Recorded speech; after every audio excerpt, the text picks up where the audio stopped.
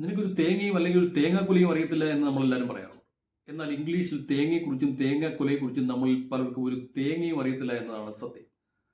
തേങ്ങയ്ക്ക് സ്വർണ്ണത്തിന് വിലയുള്ള ഈ കാലഘട്ടത്തിൽ വളരെ ശ്രദ്ധിച്ച് ഷെയർ ചെയ്ത് കാണും. നിയമം പറയുന്ന ഒരാളായതുകൊണ്ട് ഒരു കൊലയിൽ നിന്ന് തന്നെ തുടങ്ങാം. തേങ്ങാക്കൊലയ്ക്ക് ഇംഗ്ലീഷിൽ കോക്കനട്ട് ബഞ്ച് എന്നല്ലെങ്കിൽ കോക്കനട്ട് ക്ലസ്റ്റർ എന്ന് പറയും. തൊണ്ടിന് ഹസ്ക് എന്നും തേങ്ങ പൊതിക്കുന്നതിനെ അൺഹസ്ക്ഡ് കോക്കനട്ട് എന്നും പറയും.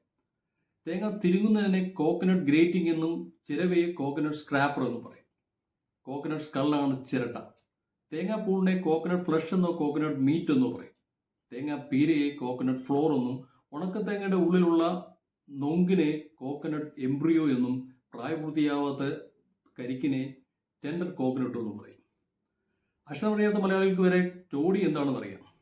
തൊണ്ടിൽ നിന്നുണ്ടാക്കുന്ന കയറാണ് സായിപ്പിന്റെ കൊയർ. കോക്കനട്ട് ലീവ്സ് എന്ന് നമ്മൾ പലപ്പോഴും പറയുമെങ്കിലും ശരിക്കും അത് കോക്കനട്ട് ഫ്രോൺസ് ആണ്. ഈർക്കിൽ ഇംഗ്ലീഷിൽ മിഡ്രിബ് ആണ്. ഈർക്കിൽ ചൂൽ മിഡ്രിബ് റൂം.